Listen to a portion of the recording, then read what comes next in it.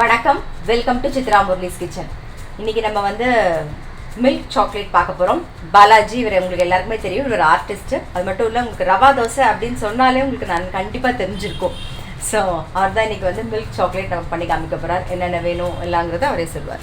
Milk சாக்லேட்னா இது instant milk chocolate. பால்லாம் போட்டு கலரி அந்த மாதிரிலாம் நம்ம எதுவும் பண்ண வேண்டாம். ஜஸ்ட் சம் மில்க் பவுடர், அதுக்கப்புறமா வந்து கோகோ, பட்டர், அதுக்கப்புறம் சுகர், 4 இன்க்ரீடியன்ஸ் தான். 4 இன்க்ரீடியன்ஸ் வச்சு நம்ம எப்படி சிம்பிளாக வந்து ஒரு மில்க் சாக்லேட் பண்ணுறோம் அப்படிங்கிறத பார்ப்போம். நம்ம இது அந்த ரெகுலராக பண்ணுற மாதிரி அந்த ரொம்ப நேரம் கலரி பண்ணுற அளவுக்கு பர்ஃபெக்ட் டேஸ்ட் வரும் அப்படின்னு சொல்லிட்டு சொல்ல முடியாது. பட் இருந்தாலுமே வந்து it will be good to eat and டக்குன்னு பண்ணக்கூடிய ஒரு ஸ்வீட் அப்படின்னு சொல்லிட்டு சொல்லலாம். பேச்சுலர் ஸ்வீட் அப்படின்னு எல்லாரும் இப்போ வந்து நிறைய எல்லாருமே வந்து இது பாப்புலர் தான் பண்ணிட்டு இருக்காங்க இன்னைக்கு. It's a very popular thing தான் அது. It is not a new thing.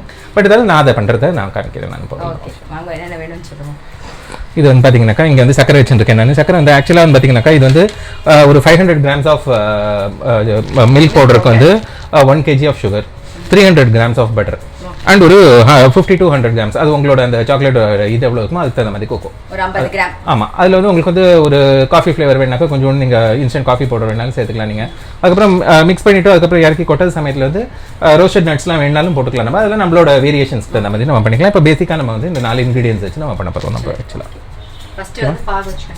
First வந்து சக்கரை பாகு வச்சுக்கணும். நம்ம சக்கரை பாகுக்கு வந்து முதல்ல வந்து அந்த ஒரு கரெக்டாக 1 kg ஆஃப் சுகர் வந்து நம்ம இது பண்ணிக்கலாம். நம்ம ரொம்ப தண்ணி விட வேண்டாம், லேசாக தண்ணி விட்டுட்டோம். அது வந்து அது மெல்ட் ஆகிற அளவுக்கு அது பண்ணிட்டோம். அதுக்கப்புறமா வந்து அதை 1 string பாகு வச்சுக்கோம். ஆமாம், ஒரு கம்பி பதம்.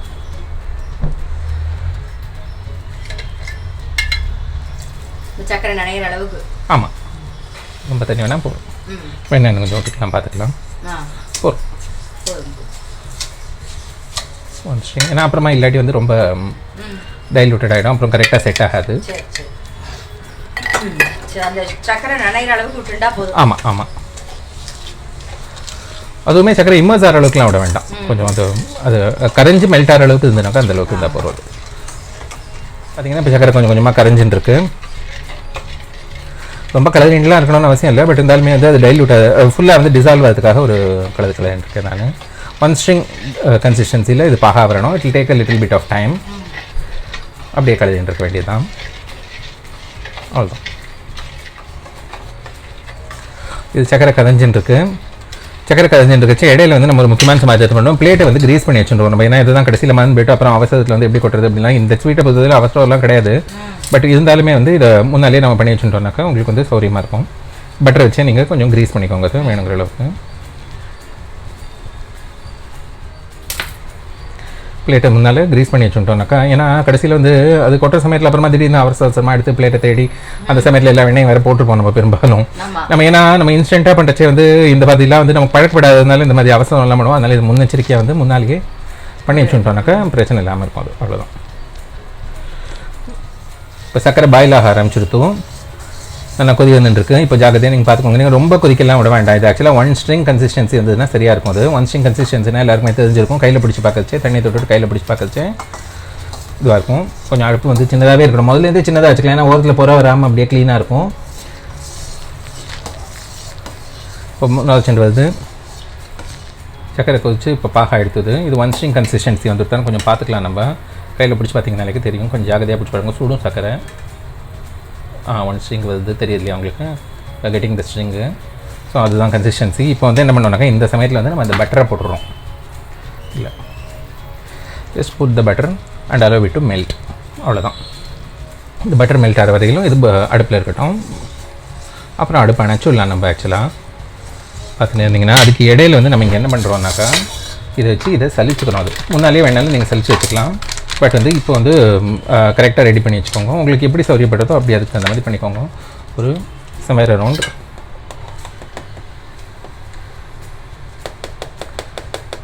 ஒரு 50 grams to 100 grams அதுக்கு இடையில இருக்கக்கூடிய அந்த அளவுக்கான ஒரு கோகோ பவுடர். அதில் வந்து மில்க் பவுடர் இது வச்சு, ஏன்னா அந்த லம்ப்ஸ்லாம் இல்லாமல் சலிச்சுக்கிறதுக்கு தான் அது, மற்றபடி ஒன்றும் பெரிய இது இல்லை.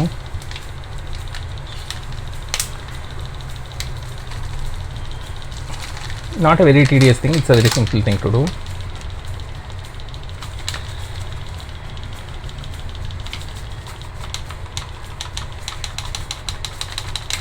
நிதானமாக உட்காந்து நீங்கள் டேபிள் உட்காந்து இதெல்லாம் சலிச்சு எடுத்து வச்சுன்னு கூட பண்ணியிருக்கலாம். நீங்கள் அது முன்னாலே பண்ணி வச்சுட்டிங்கனாக்கா அடுப்பில் வந்து இதெல்லாம் வர சமயத்தில் இப்படியே அவசரமாகவே இதில் எதுவுமே பண்ண வேணாம். எல்லாமே ஒரு ஸ்லோ ப்ராசஸ் தான். சின்ன சின்ன லம்ப்ஸ் இருக்குது, அது பரவாயில்ல, அதை நம்ம இக்னோர் பண்ணிடலாம். ஸோ இப்போ இது பார்த்தீங்கன்னாக்கா இங்கே வெண்ணெய் மெல்ட் ஆகிட்டுருக்கு. வெண்ணெய் மெல்ட் ஆனோடனே நம்ம அடுப்பை வச்சுட்டோம் இது பண்ணிடலாம். ஆக்சுவலாக மைல்டாக வந்து அடுப்பு வச்சுருந்தீங்க இந்த ஓரத்துலலாம் அந்த மாதிரி அந்த பொறையாக வராது. பட் இருந்தாலும் இட்ஸ் ஓகே. கொஞ்சம் நம்ம முன்ன பின்ன இருந்ததுன்னா ஒன்றும் பிரச்சனை இல்லை. இப்போ வெண்ணெய் மெல்ட் ஆகிடுது பாருங்க. நீங்கள் பார்த்தீங்க இல்லையா? இந்த மாதிரி சமயத்தில் வந்து நம்ம அடுப்பை அணைச்சிடலாம். நம்ம இதுக்கப்புறமா வந்து நமக்கு வந்து இதை போட்டு கலர வேண்டியது அவ்வளோதான் விஷயம். இப்போ நம்ம அடுப்பை ஆஃப் பண்ணிட்டேன் நான் இப்போ.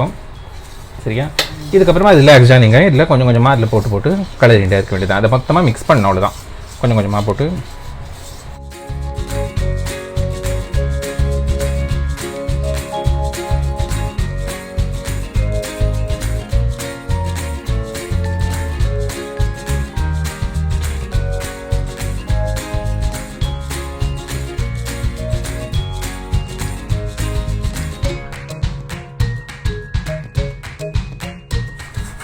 பார்த்தீங்கன்னாக்கா இந்த க்ளே கன்சிஸ்டன்சி வந்துட்டு இல்லையா உங்களுக்கு. இதுதான் இது அப்படியே வச்சுருக்கோம். நீங்கள் ஒரு 5 minutes அதுக்குள்ளே பிளேட் ரெடி பண்ணிட்டு அதில் போர் பண்ணிட்டு கூல் டவுன் பண்ணணும், அவ்வளோதான் விஷயம். கொஞ்சம் ஹாட்டில் எப்படியே இருந்துட்டோம், கொஞ்சம் கழிச்சு போர் பண்ணுவோம். நம்ம உடனே போர் பண்ணணும்னு அவசியம் இல்லை. ஒரு 2 minutes 1 or 2 minutes வெயிட் பண்ணிட்டு கூட போர் பண்ணிக்கோங்க. நீங்கள் இந்த லம்ஸ் எல்லாம் அதுக்குள்ளே பிரேக் பண்ணி விட்டுருங்க, அவ்வளோதான். இதில் வந்து ஆக்சுவலாக வந்து this is the time when we have to add. இதில் வந்து என்ன பண்ணுவோம்னாக்கா நம்ம வந்து இந்த சமயத்தில் தான் வந்து இதில் வந்து முந்திரி பருப்போ இல்லை பாதாம் பருப்போ whatever it is you want அதை வந்து ரோஸ்ட் பண்ணி இதில் போட்டுக்கோங்க. நீங்கள் ரோஸ்டட் இதை வந்து முன்னாலே பண்ணியோ அதை பிரேக் பண்ணியோ வச்சுட்டு இதில் போட்டுக்கலாம். கிஷ்மிஷ் போட்டுக்கலாம், எது வேணாலும் போட்டுக்கலாம். தேங்காய் ரோஸ்டட் கோகோனட் போட்டுக்கலாம், ரோஸ்டட் பீனட்ஸ் போட்டுக்கலாம்.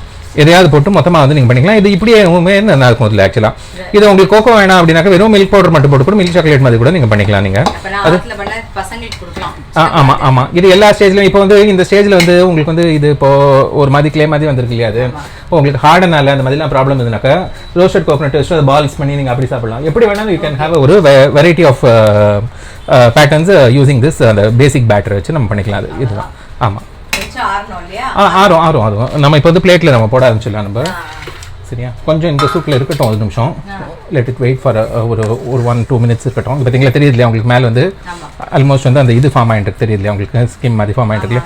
இப்போ வந்து ஆக்சுவலாக வந்து பார்த்தீங்கன்னா இது வைக்கவே இறுகின்றோம், அப்படியே திக்காகின்றோம் அது. ஆமாம், ஆறும் அது. ஆக்சுவலாக ஆறிடுதுனாக்கா ஹார்ட் ஆகிடும் அது. நீங்கள் அந்த டிவி ஆடில் எல்லாம் பார்த்துப்பீங்க. நீங்கள் அதெல்லாம் உங்கள் வீட்லேயே வந்து இது மாதிரி பண்ணிச்சு ஒரு ஃபன்னாக இருக்கும் அது. ஆக்சுவலாக அதே மாதிரியே டேஸ்ட் வருதோ இல்லையோ, பட் ஆனாக்கும் you will get the same ஒரு ஃபீல் குட் இருக்கும் அது ஆக்சுவலாக.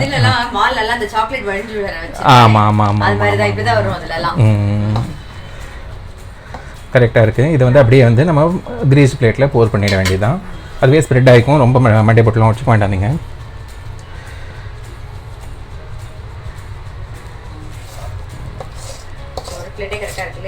ஒரு பிளேட் கரெக்டாக இது வந்து ஆக்சுவலாக திக்னஸை பொறுத்தவரையிலும் உங்களுக்கு வேணுங்கிற திக்னஸில் வச்சுக்கலாம். இது வெறும் சாக்லேட் அப்படிங்கிறதுனால உங்களுக்கு வேணும்னா திக்காவோ தின்னாவோ இல்லை பர்ஃபி மாதிரி கட் பண்ணுறதுக்கோ இல்லை சாக்லேட் மாதிரி நீங்கள் ரேப் பண்ணுறதுக்கோ என்ன மாதிரி வேணாலும் நீங்கள் பண்ணிக்கலாம். அதில் ஷேப்ஸும் வந்து உங்களோட இஷ்டம் போல் நீங்கள் பண்ணிக்கலாம். அதில் இது ஆக்சுவலாக நான் வந்து 1 kg உங்களுக்கு அளவு சொன்னேன். பட் நான் பண்ணுறது வந்து கிட்டத்தட்ட 400 grams ஆஃப் இது இருந்ததுனால அதுக்கு தகுந்த மாதிரி நான் வந்து ஆல்டர் பண்ணிருக்கேன் அதை. ஸோ அதில் வந்து எனக்கு இந்த அளவுக்கு குவான்டிட்டி வருது. ஸோ நீங்கள் குவான்டிட்டி பார்த்தீங்கன்னா நீங்கள் இதை வச்சு கேஜ் பண்ணிக்கலாம். இப்போ கொஞ்சம் கொஞ்சமாக திக்கன் அது தெரியுது உங்களுக்கு. போட்ட செய்ய வந்து உங்களுக்கு திக்காக ஆரம்பிக்குது. இப்போ சாதாரணமாக நம்ம கேட்கலாம் பண்ணிச்சு அந்த பாத்து தடியெல்லாம் ஒட்டின்னு இருக்கும். அதில் வந்து நம்ம வந்து சுரண்டி சாப்பிட்றதுலாம் ஒரு ஜாலி. பட் இதில் வந்து இன்னும் பார்த்தீங்கன்னாக்கா இதில் கொஞ்சம் நோ மெஸ்ஸியாக வந்து கொஞ்சம் பால் விட்டுட்டு இதை கதைச்சிட்டிங்கன்னு வச்சுக்கோங்களேன். அதுவே வந்து ஒரு டம்ளரில் சாப்பிட்டுட்டு ஒரு ஹெல்த் ட்ரிங்க்கும் ஆச்சு. பண்ணி முடிச்சது டயர்ட்னஸ்க்கு உங்களுக்கு ஒரு ஹெல்த் ட்ரிங்க்கும் அதில் முடிஞ்சு போச்சு ஆக்சுவலாக அதில். So no mess, no residue, no wastage, அந்த மாதிரியான ஒரு இன்ஸ்டண்ட்டான ஒரு ஸ்வீட்டுன்னு இதை சொல்லலாம் நம்ம. புரியலையா உங்களுக்கு?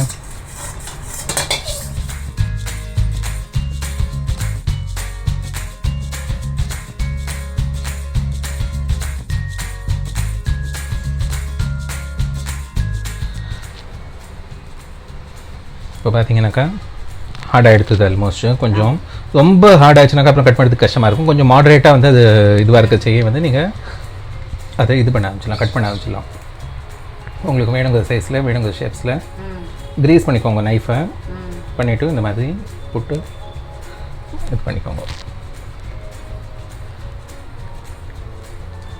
இன்னும் கொஞ்சம் கூட இருக்கலாம். ம் பட் உங்களுக்கு பெருசாக வேணாக்கா you can make a bigger dimension. இன்னும் கொஞ்சம் இருக்கட்டும்.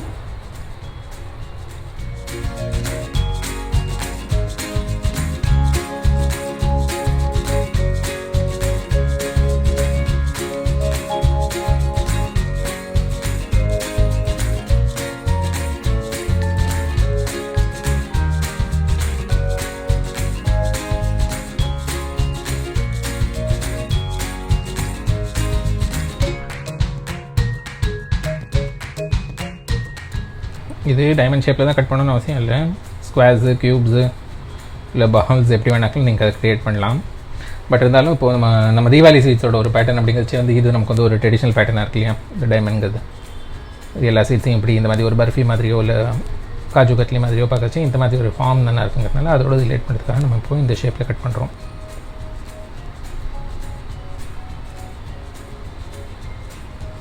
மேலே ஃப்ளேக்காக நீங்கள் அப்படியே பார்க்கலாம். அப்படியே ஹார்டன் ஆகிடுதுங்கிறது உங்களுக்கு அதிலே தெரியுது.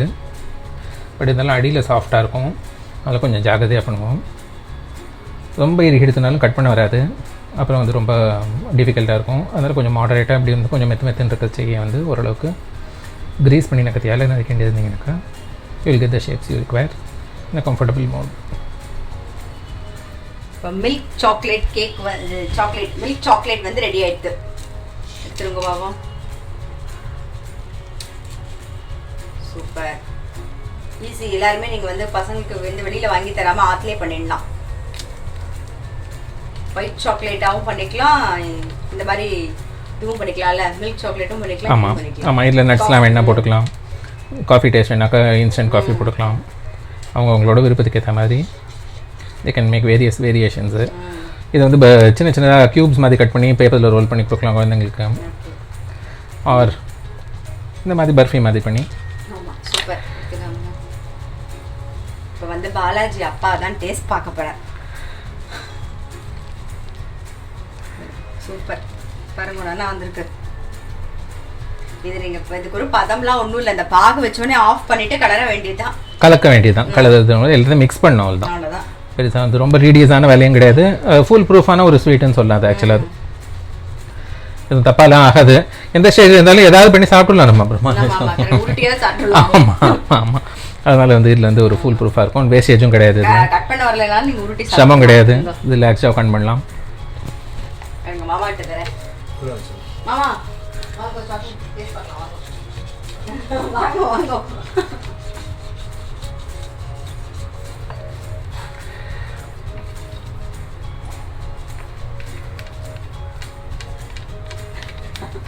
நீ டேஸ்ட் பார்த்து சொல்லணும் இல்லையா? இவர் வந்து பாலாஜியோட அப்பா. வாங்க பாலாஜியோட அப்பா. என்னங்க மாமா டேஸ்ட் பண்ணி பாருங்க.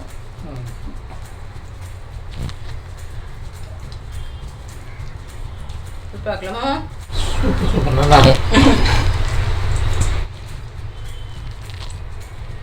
சூப்பரா இருக்கு சாக்லேட்.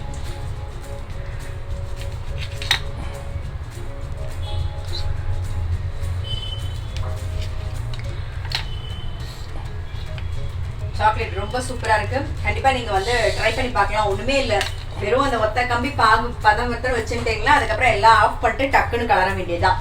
நான் அளவெல்லாம் வந்து இன்கிரீடியன்ட் பாக்ஸ்ல போட்டுறேன். நீங்க கண்டிப்பா டிஸ்கிரிப்ஷன் பாக்ஸ்ல போட்டுறேன். இன்கிரீடியன்ஸ் எல்லாம் டிஸ்கிரிப்ஷன் பாக்ஸ்ல போட்டுறேன். நீங்க வந்து ட்ரை பண்ணி பாருங்க கண்டிப்பா.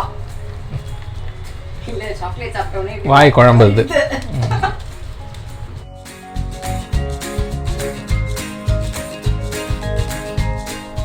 மில்க் சாக்லேட் ரெடி ஆயிடுது.